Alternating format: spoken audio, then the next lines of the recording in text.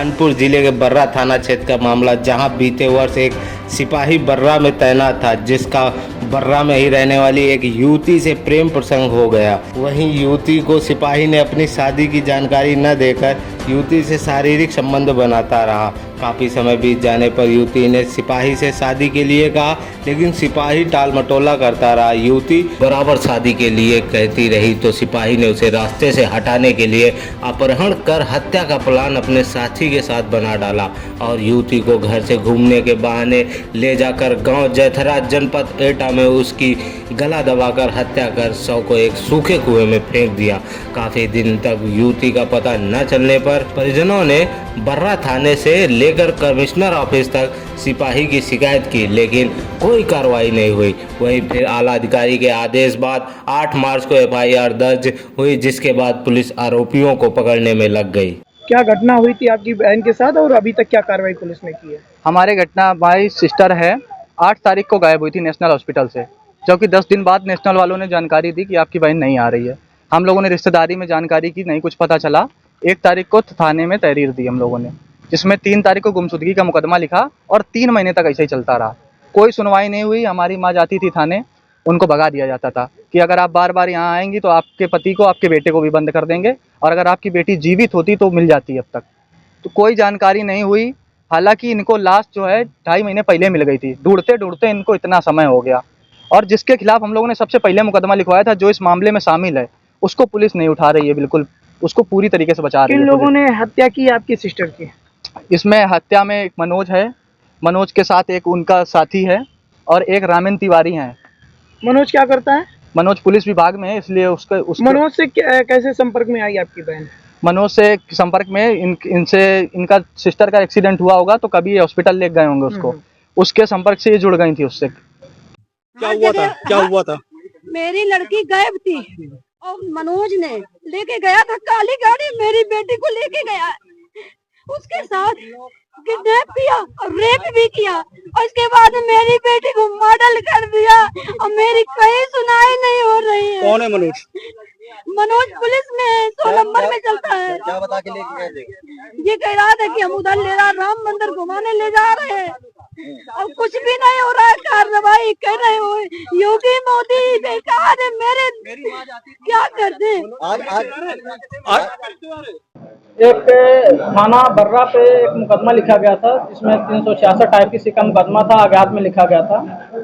Police के द्वारा इसमें जो टेक्निकल चीज़ें थी और जो हमारे पास फिजिकल इनपुट थे, उसके आधार पे पुलिस ने एक सस्पेक्ट को उठाया, जिसका नाम राहुल है।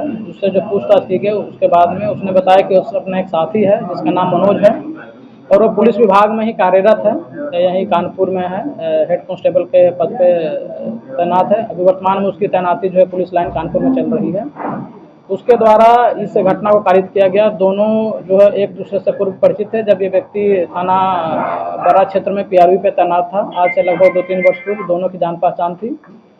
ये जो अभियुक्त है, इसके द्वारा बताया जा रहा है कि इससे हमें जो हम लोग पहले से संपर्क में थे, रिलेशनशिप में थे, और मृतका के द्वारा शादी का दबाव बनाया जा रहा था और मैं शादी करने से मना कर रहा था, क्योंकि मैं ऑलरेडी पहले से शादीशुदा था, मेरे बच्चे हैं, और वो शादी के लिए प्रेशर बना रही थी। 8 फरवरी की घटना है, और इस व्यक्ति ने उसको गमछे से गला घोट दिया और शव को छुपाने के लिए यहाँ से बाई रोड जो है वो जैथरा थाना जनपद एटा गया, और वहाँ पे एक सूखे कुएं में है उसकी डेड बॉडी डाल दी। उसके बाद में डेड बॉडी वहाँ बरामद हुई थी। वहाँ जो है एक मुकदमा भी वहाँ पर 302-201 IPC का अज्ञात में लिखा गया था। हमारी टीमें इस पे मुकदमा जब लिखा गया तो हमारी टीमें इस पे लगी हुई थी, और जब हम लोगों ने टेक्निकली इसको एनालाइज किया, जो फिजिकल इनपुट था, उसके बाद में दोनों अभियुक्त जो मिले, और इनसे जब अलग अलग हमने पूछताछ करी और जो टेक्निकल चीज़ें थी सभी कोरोबोरेट हुई, और जाकर ये जो हमने इस मामले का सत्यानावरण किया है। क्या तारीख को नर्स गायब हुई थी? क्या तारीख को पुलिस ने एफआईआर लिखी थी? जो गायब हुई थी वो 8 तारीख हुई थी, और इनके जो परिजन हैं, चूँकि ये दोनों अलग अलग रहते हैं, इनके परिजन और ये जो मृतका हैं दोनों अलग अलग रहते थे, इनके परिजन को इस बात की जानकारी नहीं थी। काफ़ी दिनों बाद जब इनको अपने मृतका से कोई संपर्क नहीं हो पाया तो हॉस्पिटल गए। हॉस्पिटल जाने के बाद में वहाँ जानकारी हुई कि पिछले 8-10 दिनों से यहाँ पे नहीं आ रही हैं। उसके बाद में इनको अपना जिस पे शक था उसको तस्दीक करते रहे। उसके बाद में 3 मार्च को हमारे पास जो है तहरीर आई थी, तहरीर के आधार पर हमने गुमशुदगी दर्ज करी थी। उसके बाद में फिर इसको हम लोगों ने 366 IPC में तरमीम किया था। तरमीम करने के बाद में जो टेक्निकली हमको एनालाइज किया, उसके बाद में सारी चीज़ें जो है निकल के आई। मर्डर क्या उसी दिन कर दिया?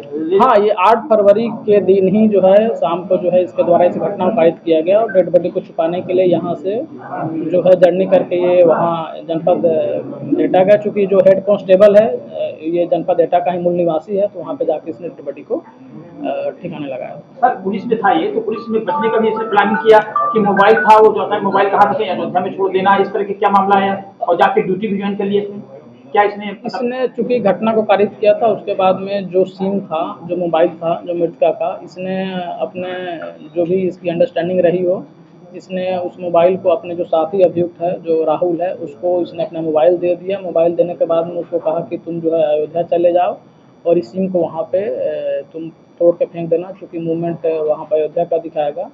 तो उसने वैसा ही काम किया और वहाँ पे जाकर अयोध्या में मोबाइल को जो है तोड़ दिया और सिम को जो तोड़ कर उसने जो वहाँ पे फेंक दिया ये चीज़। फिर उसके बाद में लोग अपना कानपुर आ गए, अपना जो नॉर्मल जीवन अपना जीने लगे। तो उसके बाद पुलिस ने पहले किसको पकड़ा?